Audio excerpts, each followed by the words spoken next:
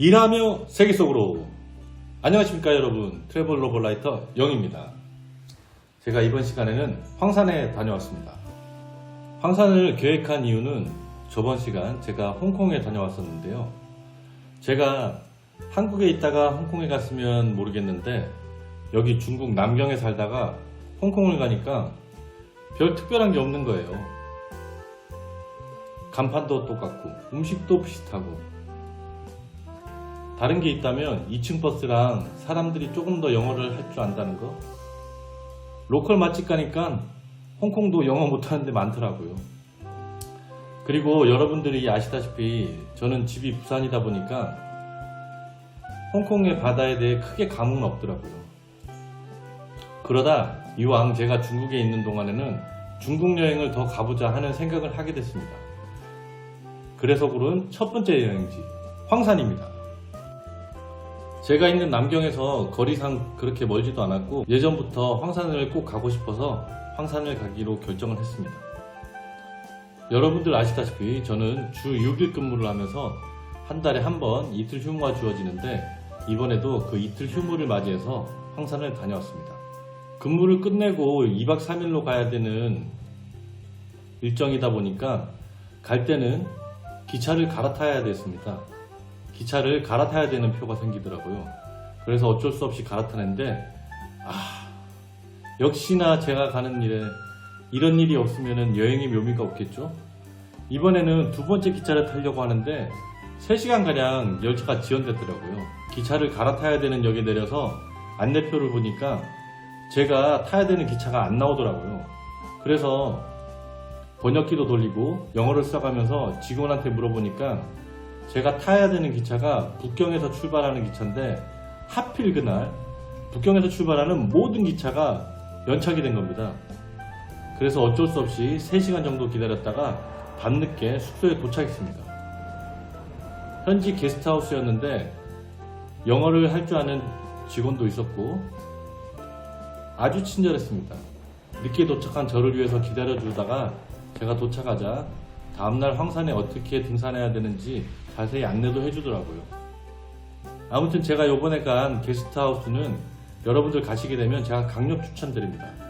내돈내산, 절대 광고 아닙니다.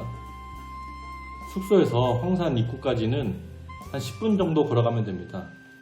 거기에서 황산 입장권과 케이블카까지 가는 셔틀버스를 타게 됩니다. 그리고 나서 케이블카를 타고 황산을 올라갔습니다. 우와, 이번 황산 케이블카는 정말 너무너무 무서웠습니다. 그래서 제 영상을 보시다 보면은 분명히 올라가야 되는데 화면은 뒤로 가는 것 같은 그런 느낌의 영상이 조금 있을 텐데 제가 앞을 보지 못하고 뒤를 돌아봐서 그렇습니다.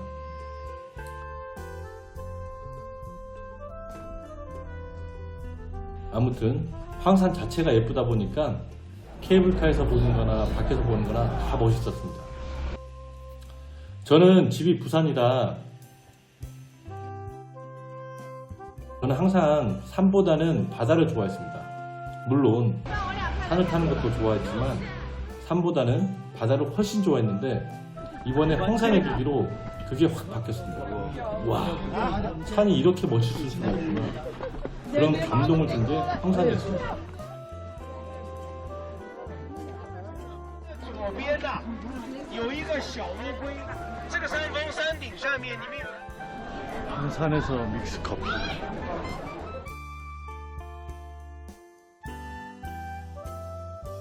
겨울이 아직 끝나지 않았고 코로나 상황이 막 풀린 상황이라 황산에는 제가 생각했던 것보다는 사람이 없었지만 그래도 많은 사람이 있었습니다.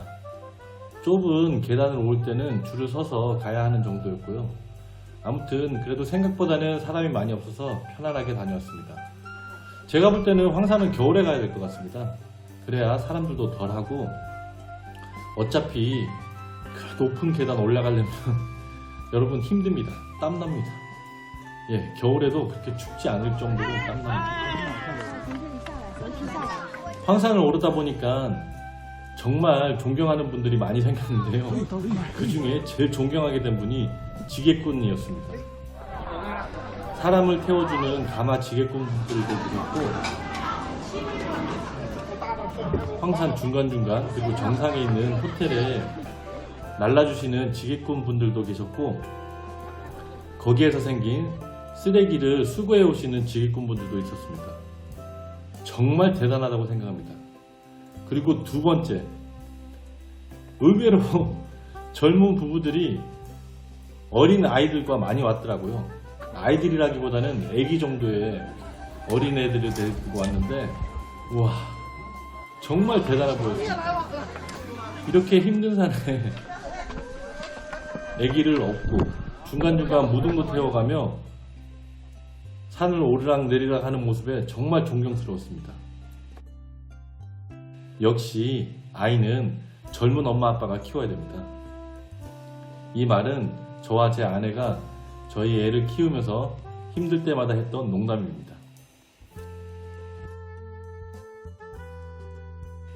첫날은 날씨가 너무 안 좋았는데요. 그래도 그 나쁜 날씨를 뚫고 황산은 웅장한 모습을 저에게 보여주었습니다. 혹시나 여러분들이 황산을 갔는데 날씨가 나쁘다고 걱정하지 마세요. 그 나쁜 날씨를 뚫고도 황산은 정말 멋진 모습을 보여줍니다. 하지만 둘째 날 맑은 날씨에 보니까 훨씬 더 멋집니다. 아무튼 날씨가 나쁘든 좋든 황산은 정말 멋지니까 여러분께 강력 추천드립니다. 식당에 가서 뭐가 맛있냐고 하니까 두부를 추천하네요. 그래서 첫째 날 저녁에 두부를 시켜서 다른 반찬과 함께 밥을 먹었습니다.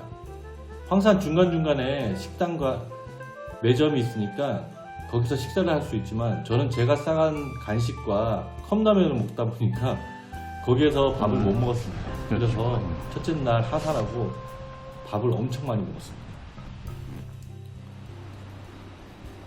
둘째 날 아침이 밝았는데 첫째 날 너무 힘들어서 그런가 둘째 날은 많이 걸을 수 없더라고요.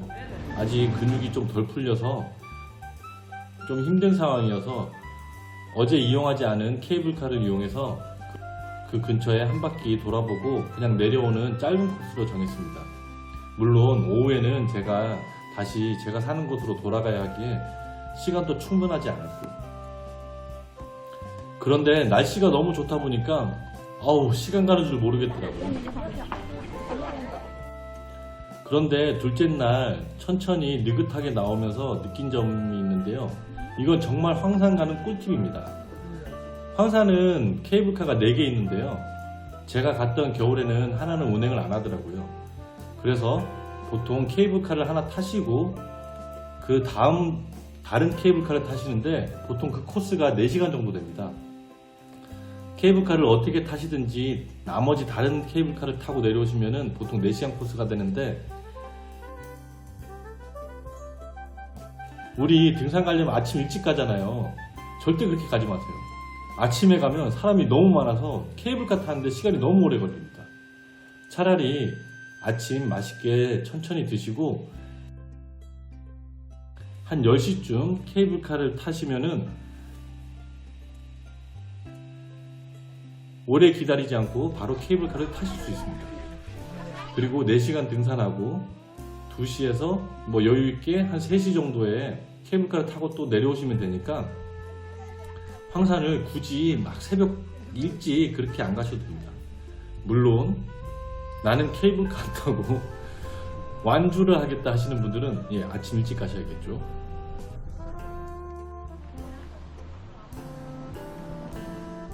아무튼 케이블카 줄 안 서고 타시려면은 끝났네. 10시쯤 타시면 괜찮았습니다.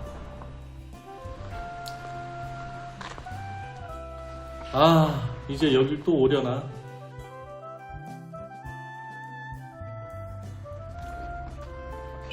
아쉬운 마음을 뒤로하고 하산을 했습니다.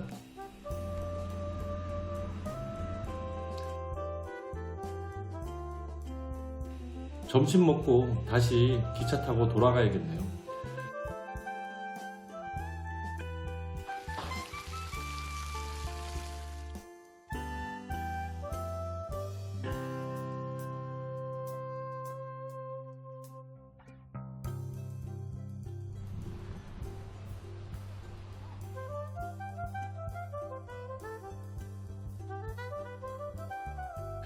여러분 그럼 다음 여행에서 뵙겠습니다. 안녕히 계세요.